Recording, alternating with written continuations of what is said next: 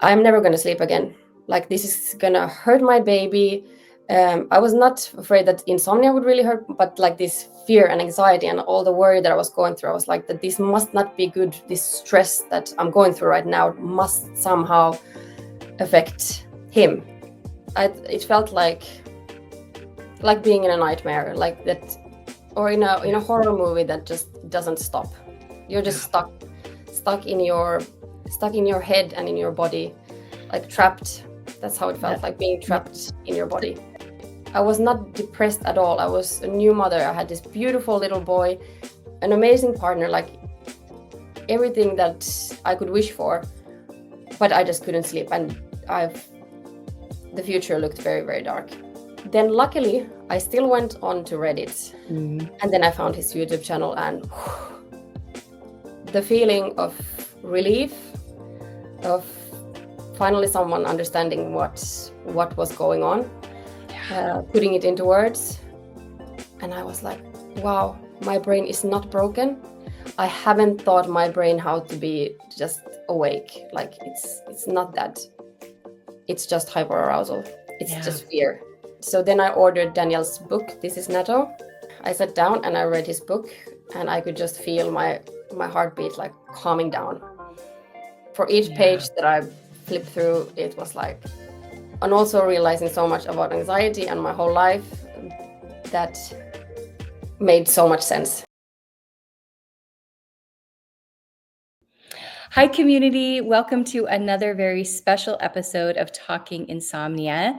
I'm Coach Ali, and today we have with us Coach Linda, actually one of our sleep coaches that went through our certification program and has gone through her own recovery journey through insomnia.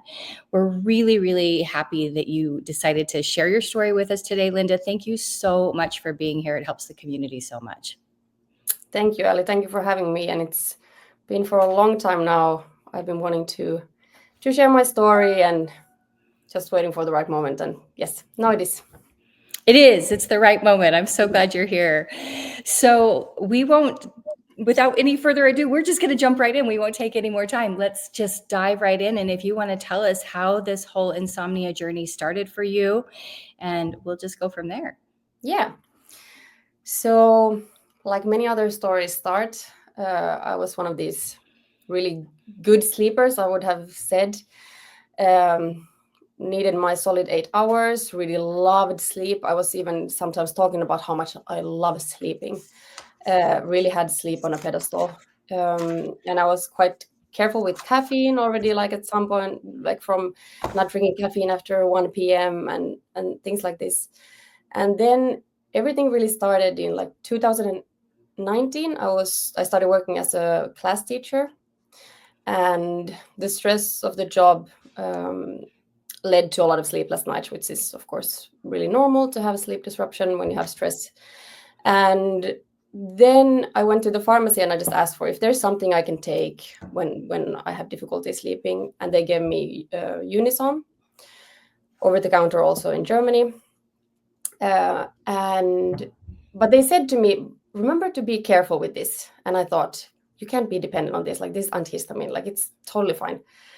But I started having it like as a safety blanket, that every time when my head hit the pillow, if I didn't fall asleep straight away, if I had that thought, I'm not going to fall asleep, I would take a small piece of that tablet. So it became very like an easy, I just needed to fall asleep straight away. There was no other way. And so then this went on for a bit over a year like this. And then in 2022, I got pregnant with my son. And then I got quite anxious during this period. I'm quite prone to anxiety, or I've been prone to anxiety my whole life. And not just like, now I see, looking back, that how my anxiety has gotten so bad during my life is because I've always pushed away it. I've fought against it. I didn't want to experience it.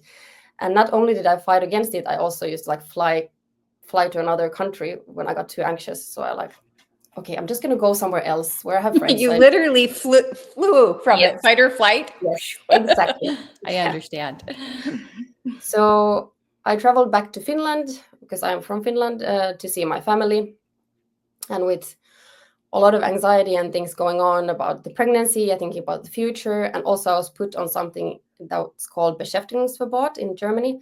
So as a teacher, you're not allowed to work with children or be in contact with children. So I had a lot of time to think about the future and anxiety. So Sorry, then I came just a to Finland. clarification point. You were put on, what is it? What is it, a medication? No, so Beschäftigungsverbot is you're not allowed to work. So I was Oh, off okay. work, Okay. Okay. which of Okay. course might sound nice, but also when you have so much time and Right. um, Was it due to the insomnia experience? Was it no, due to, no, oh, this okay, was due different to reasons. due to Corona. Yeah. Oh, gotcha. Okay. Okay. Yes. Gotcha. Thank Just you. wanted to clarify that. Cool. Yes. Very Thanks. good. And so I flew to Finland, and then this is when I had my first sleepless night without any medication. Like there was no Unisom to take because I was pregnant at the time, and I didn't want to take anything at this point. So I lost one night of sleep, but I didn't really think about it that much. I was like, oh yeah, like just anxious thoughts.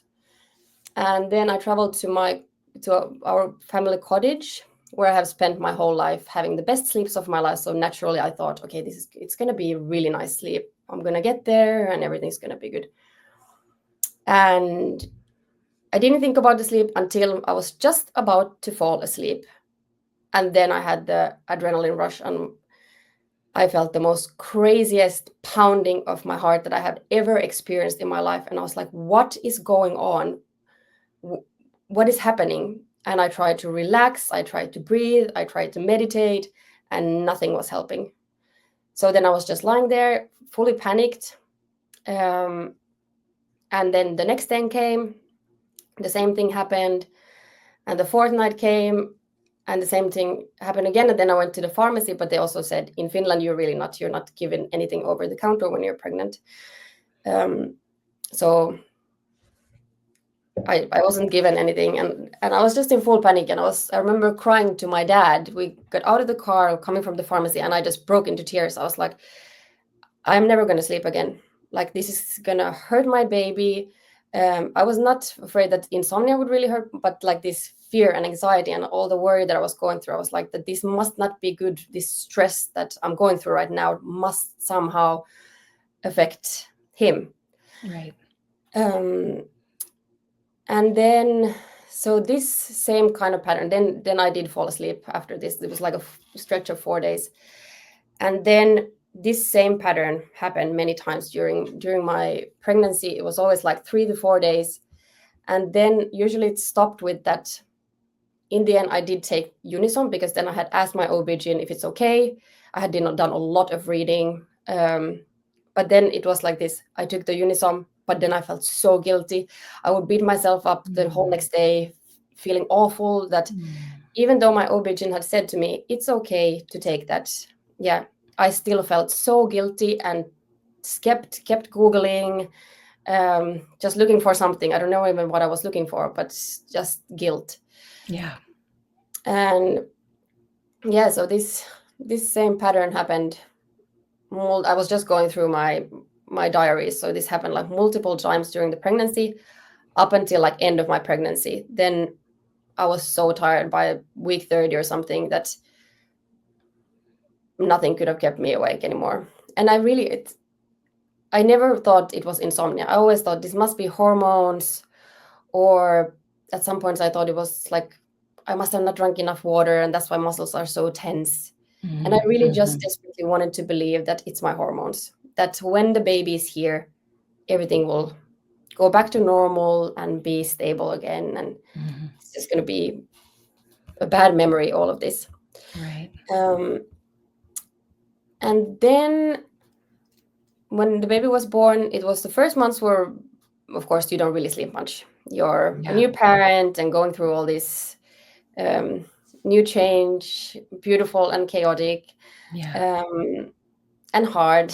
So then when my son was around 4 months old, his sleep got really, he started having only these 30-minute naps, which is very normal for a child that age to go through all these different phases. But so I was determined to fix his sleep then.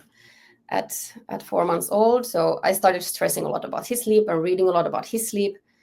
And then at the same time, I was quite like anxious and thinking a lot about this. And we're also watching this series, Last of Us, which is like a really exciting series in the evening. So I was like really a lot of energy of going to bed. And then it happened again. There was the thought going to bed, oh my God, what if I don't fall asleep? And from this started like what I call my second big one. So there was like the first big one while I was pregnant, and then there was now my second big one when my son was around 4 months old. And this lasted around 8 days. So it was that one night that kicked everything off. I had the thought, I didn't sleep again. I tried to take the antihistamine because, of course, now I felt, okay, I can take it. Baby's here. And so I take the medication. Doesn't work. I'm like, okay, what is going on now? Like now this is not even working. Tried breathing exercises, meditation, all these things again to calm down. The next day comes, tried take a full dose and take 2 tablets of Unisom. Of course, it didn't work.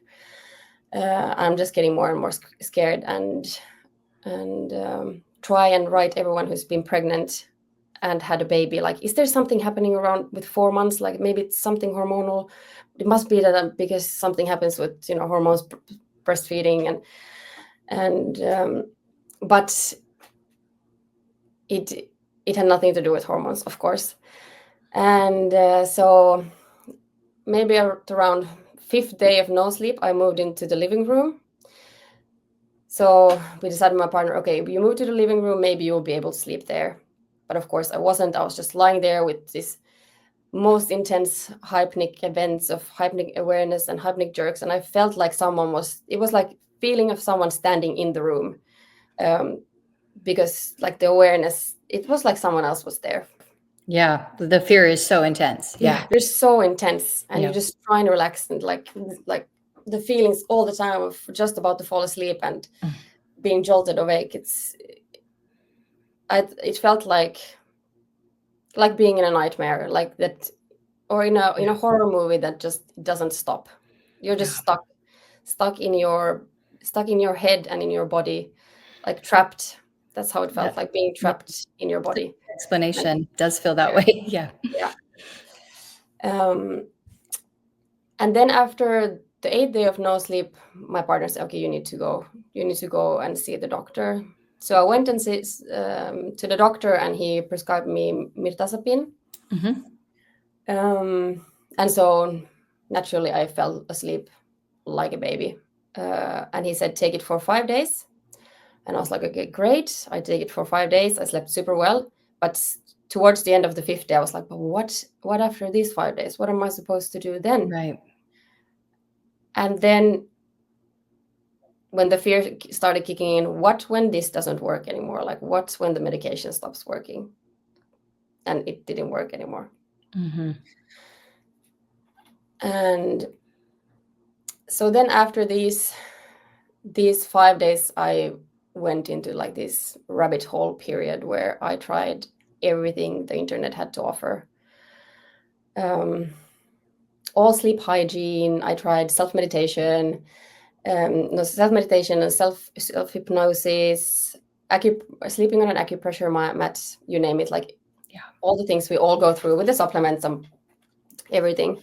Yes. And then I found Andrew Huberman, someone. Oh yeah. I'm familiar. Someone tipped me about him to look him up.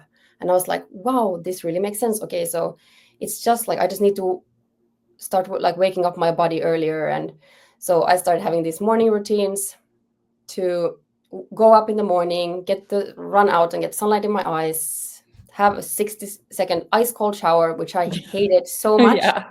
Yes, I did all that too. Yeah, exactly. Yeah. So then like the whole day was just so focused on the morning routines, and then there was the evening routines. Oh yeah, it's a full-time job. It's a full-time job, exactly. It's so exhausting. It is. It's so exhausting. And it then makes no difference. But the only thing that like good thing of these sleep hygiene, I started with digital detox at some point. Not the digital detox, that was not that did absolutely no difference. But I picked up a book that I had been given by my sister years ago, and this book was about self-compassion. Oh, nice. Yeah, so I started reading this book, and I realized how hard I've been to myself about being a bad mother, feeling guilty, pushing away feelings. So then I started implementing the teachings of the book. I started validating my feelings, that whatever I was feeling, was it sad or fear or anger or whatever I was feeling, I admitted to myself that this situation is really, really hard right now, and it sucks. Yeah. It's just awful. Do you remember the name of that book that you read, the self-compassion book? Yeah, it's the Kristen Neff. I love her, Kristen Neff. Yeah, Kristen Neff. Yeah, self-compassion. Okay, so anybody that's interested, she is an expert on self-compassion and a therapist, a psychotherapist, I believe. Okay. Yeah, her, and I love the way she writes her book, and like her personal story behind it. It's beautiful. So I started implementing that, and to acknowledging that I am not the only person in this situation, because when we have insomnia, we also often feel so alone and like we are the only person who is going through this. But then by bringing awareness to that, no, actually there's so many people suffering from insomnia in the world right now. Maybe someone like just in the same building is going through the same feelings and thoughts that I am. That helped me so much. And I just started being kind to myself and giving myself the love and the care that I needed. And actually this made such a huge difference. I started sleeping quite well for quite a period of time. So that's why when I found Dennis teaching and we talk about self-compassion and self-kindness, it was like, of course, it makes so much sense. Like how important it is. This part is so important. Oh my gosh. I found that too. And it was one of the last pieces that really clicked for me too. Yeah. Yeah. And it is one of the hardest also. And one of the most important, right? But I totally understand. Yeah. Yeah. And so, yes, so I started with a lot of self-compassion. Yeah, so then I started implementing these and like using a lot of self-compassion, and my sleep got a bit better, but then it got worse again. And there was like a long period of trial and error and really, really dark times. There was a period where I was lying on the kitchen floor, and I remember telling my partner that I'm afraid what this insomnia is going to do to me. And then he looked at me and he was like, you need to get some professional help. Like we cannot do this. We have a small child. And it was so scary because I was not depressed at all. I was a new mother. I had this beautiful little boy, an amazing partner, like everything that I could wish for, but I just couldn't sleep. And the future looked very, very dark. Yeah. So I called the hospital the next day and I did some therapy, but they said, because I thought that maybe it's my hormones, maybe I'm postpartum. I thought maybe it's postpartum depression, but it wasn't. And so things just kept escalating and getting worse and worse and worse, with so many sleep cocktails and routines. And then I flew again to Finland. And so this was in June 2023. Okay. And I was a shell of who I used to be. I was just thinking about sleep 24/7. I was obsessed. The only thing that kept me going was like my son and taking care of my son, but I was just thinking about sleep all the time. Every time I tried to put him to sleep, I was Googling sleep and Reddit groups. And so my sister said, maybe you should try and find a book or something, because she had chronic back pain. So she read the Way Out. Such a good book. Yeah, which has a lot of like similarities to our teaching. So similar with chronic pain. Yes. And so I was like, okay, yeah, I'll try and find something. So I downloaded Mindfulness for Insomnia, but I never actually started reading or listening to it, I don't think I would have gone completely wrong. I think there is a lot of good things in that about accepting, and I think, but I would still not have understood why. Right. So then, luckily, I still went on to Reddit, and there I found someone who then had written to check out Daniel's channel, Mhm. and then I found his YouTube channel, and the feeling of relief, of finally someone understanding what was going on, putting it into words, and I was like, wow, my brain is not broken. I haven't taught my brain how to be just awake. Like it's not that. It's just hyperarousal. It's just fear. Yeah. And but still I was still having really bad nights. I was still not really getting it. Like I felt relieved. So then I ordered Daniel's book, This is NATO. And so my partner was in Germany at the time, so I had ordered like a bunch of supplements, and then now I also ordered his book, and I asked him to bring it all to Finland. So there he was coming with a big package of all kinds of supplements. The book, I was like, "You keep the supplements. Mhm. We're gonna leave them." And yeah, so then I sat down and I read his book, and I could just feel my heartbeat like calming down. For each page that I flipped through, it was like, and also realizing so much about anxiety and my whole life that made so much sense.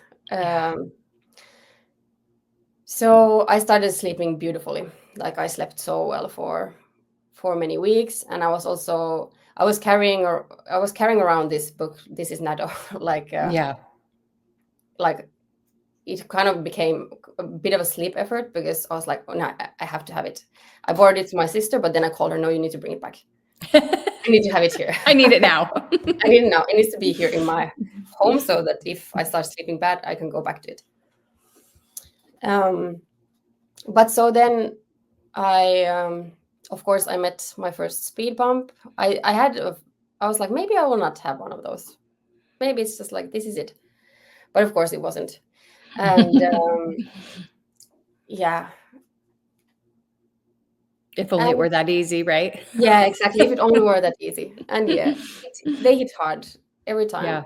Yep. Speed bumps are always challenging. Every time. And so, but this is then the first time I started actually implementing everything, because my sleep got so much better straight away. So I didn't have to implement anything really. Until the speed bump. Until the speed bump, exactly. So then I started implementing the teachings and the timeless sleep window. Yeah. I loved it. That was like my favorite. I loved taking off the pressure of hiding the time and really making the night a nice time. We started watching Breaking Bad, so I was really like looking forward to the evenings.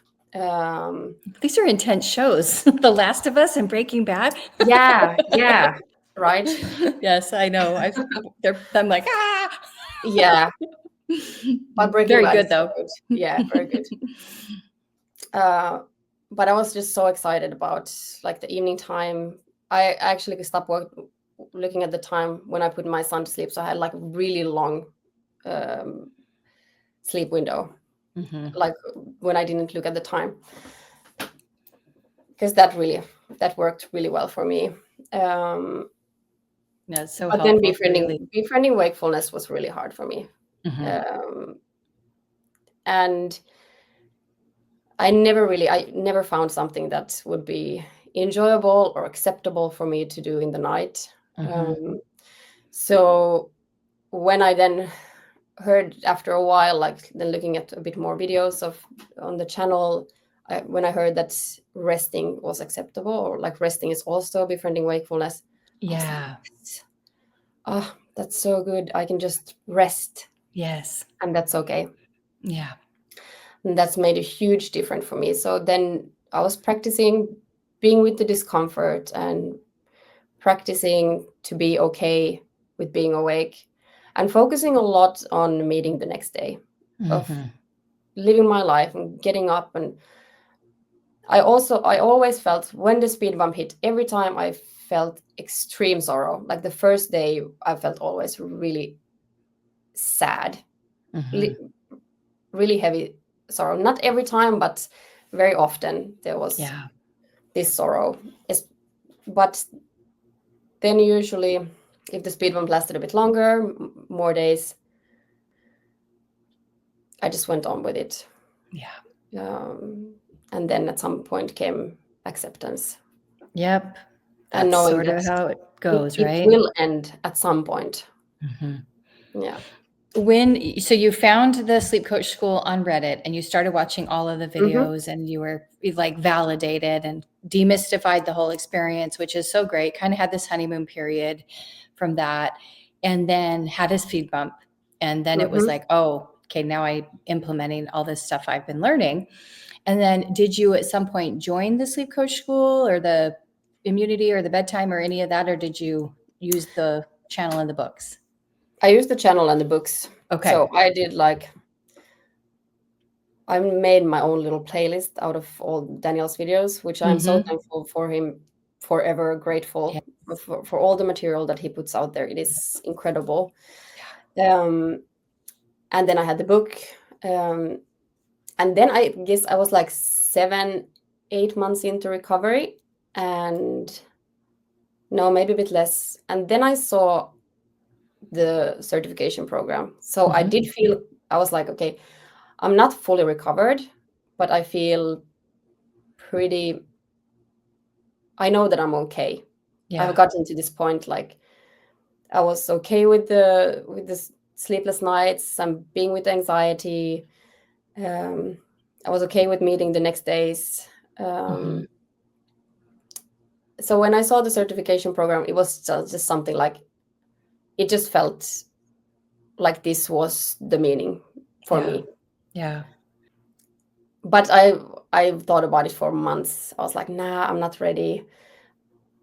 Like, you need to be fully recovered before you do something like this. You can't join to become a sleep coach when you haven't really fully recovered yourself.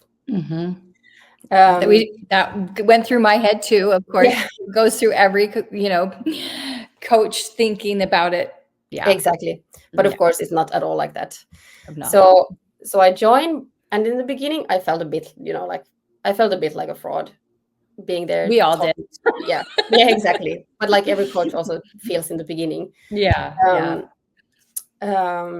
And yeah, but it was such a beautiful experience, following other people's stories and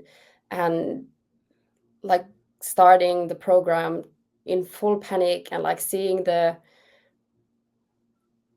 transformation and all this like support and love that is shared between all the people in the community. And yeah, just so beautiful. And it really is. And so then I went through that 3 months period. I still had some speed bumps, but like not very not much at all anymore. And then at some point I just stopped. Like, I didn't really know when my last speed bump was anymore, and I was like, I didn't say that I felt fully recovered, but it was just something that changed. It was just a feeling. And then now recently, we flew to Australia in October, and I hadn't had a speed bump or sleepless nights in almost 6 months or something. Really long time. But I had a bit of a feeling that maybe they're like traveling. We'll see. Maybe something will happen. And so I missed one night of sleep, and before traveling, which is of course super normal. Totally. Yeah. And then when we got to Australia, I felt like a lot of fear started to bubble up for the first time in a really, really long time, because I was not tired in the evenings. And this was always something that was really difficult for me, like not being tired when everyone else were tired.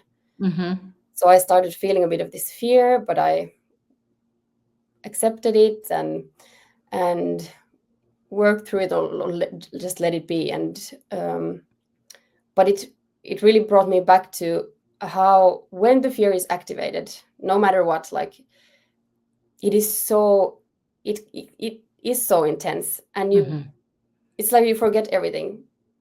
You forget what you've learned. I was like, okay, I'm going to be that one coach who became a coach, but then and like didn't actually recover. Right. In that moment when the fear is activated, like you become so blindsided, kind of like, Totally. and it is normal. That's what's supposed to happen when we are scared. We're supposed to be just Yes, focused on that one little thing, that's right. so That's that the we, biology of the yeah, whole thing. Yeah, yeah. exactly, to survive. Hmm. But that just reminded me like how intense the fear, like when fear is activated, it Yeah, is so intense, and it is sad and so emotional. yeah. Yeah. So, but then that passed, and we had a really nice trip, and then flying back was no problem. And So it honestly, sounds like you just, when that happened almost 6 months later, and you kind of hit that speed bump again, which we always say a speed bump can happen at any time to anyone. Like this is just part of the recovery process. Um, but it sounds like you practiced meeting that fear in the same way that you had once you, so because this happened to me so many times too. And it was like, when it first happened, those speed bumps, we go right back into fight or flight, right? No, no, and we're like you said, hyper focused on it, just want to fix it and solve it. And then when we recognize that we're just actually adding fuel to the fire again, right? And creating more hyper arousal, we can kind of see that now because we've been through it so many times. And so then when we recognize that, and then, oh, okay, yeah, I'm not going to yeah, actively feed that fire anymore. And then we get closer to accepting the reality of, okay, I'm in a speed bump. It's not going to last forever, and the closer we get to accepting what is, the sooner it leaves, the sooner it exactly. fades away. Yeah, Hmm. exactly. Yeah, definitely. Yeah. So good. This is so helpful. So tell me this, if there was kind of something you could go back and give yourself some advice, or say to yourself when you were really in the deep struggle of it all, in the throes of it, what would you tell yourself then, from your perspective now? Mm, that is not your fault. Like that's the Mhm. biggest. That's I such a felt good one. such strong guilt, guilty for not being present for my son, and for everything to kind of like falling on the shoulders of my partner, like he had to carry everything. Yeah. um, and shame for taking sleep medication, and like all these feelings that, yeah, that is, it's not your fault. Yeah. Yeah. The most important. That's, I love that one so much. I totally can relate to that. It was like almost the just berating, right? The self-sabotage, just, oh gosh, it was so unproductive, counterproductive, looking back. So I fully relate to that. Yes. Thank you for sharing that one. And the last question I will ask you is if there have been any kind of silver linings to this experience, if going through this has contributed to aspects of your life that you wouldn't have thought, like outside of insomnia even. Mm. Well, yes, it is such a huge transformation that happens when you go through something like this. Really And is. I think like my family, partner, everyone says that you've changed so much. I've learned to accept my anxiety and to understand my anxiety so much more, which Yeah. has led to, not that I don't have ever anxiety at all. I have much, much less, because I've learned to accept it and Not not fight against it. and not be afraid of But, it. Yeah. yeah, not be afraid of it, exactly, and just see it as a normal. It's just an emotion. Yes. Yes. Um, and I remember when I started the coaching program, we also discussed this with someone. If you would, if you could go back and choose to go through insomnia again, if you would do it, and even though how hard and like the most difficult years of my life, I would still choose to go through it again if I could have this outcome. Like, because I grew so much over this. Yeah. Yeah. I think that's a really profound statement, right? It's like, it was for me as well, the most prolonged, sustained, difficult period of my life. And yet through it, I learned so much. And I feel like the lessons were universal, right? The Mm, ideas that we teach in the school about letting go of attachments, right? And what we can't control, like letting go of those, our attachment to the outcome, and learning to let go of what is beyond our control. And those are applicable in so many ways in life, just outside of insomnia as well, but for sure within the insomnia and anxiety experience. yeah. And I just could not have, this was the vehicle that came for me to learn, kind of those lessons, those really deep life kind of things. But wow, the impacts it's made in my life for in general, right? Outside of insomnia have been just huge. So, and it sounds like you've experienced that exact thing.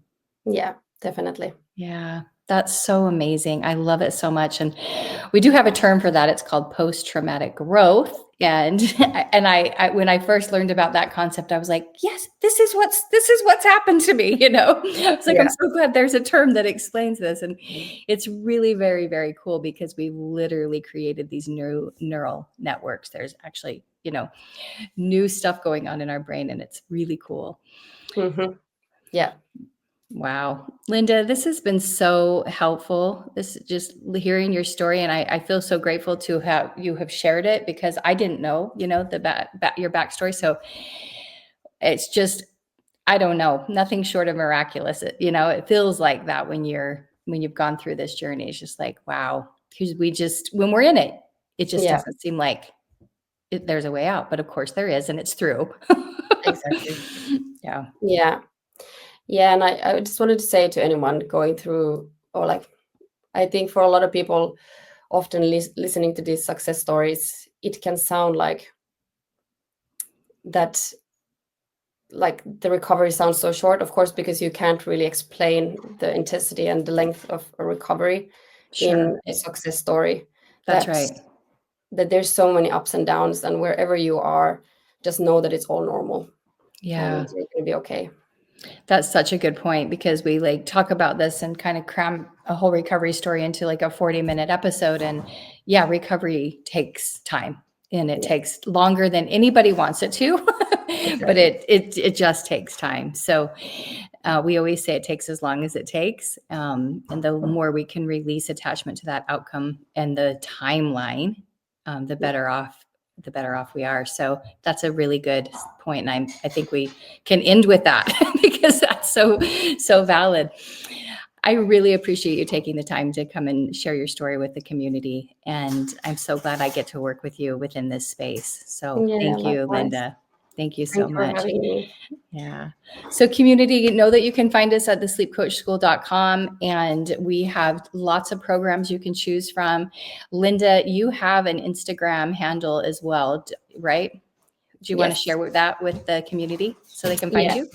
that's Sov utan rädsla. So it's at the moment I'm starting my Instagram account in Swedish, but I also do coaching in both English and in the future in Finnish. Awesome. That's so great. And my handle is Sacred Sleep Coach, Sacred Sleep Coach. I'm like, what is my handle? So you're welcome to find us on the socials and also at thesleepcoachschool.com. We appreciate you taking the time to watch today's recovery story. Thanks, everybody. Have a really great day. Hi, it's me, Daniel, and I hope you found incredible value in the video you just watched. If you did, please share it with the world, like it, comment, because this way more people can find their way to peaceful sleep. Now, if you like learning by reading and you feel like you have a little ways to go, then head over to Amazon and check out Set It and Forget It. It is a very easy book to read. It is flowy, it has illustrations. But if you're looking for some deeper understanding, then this is Natto, maybe the one for you. I hope they really help. Thank you for being here, and thank you for helping.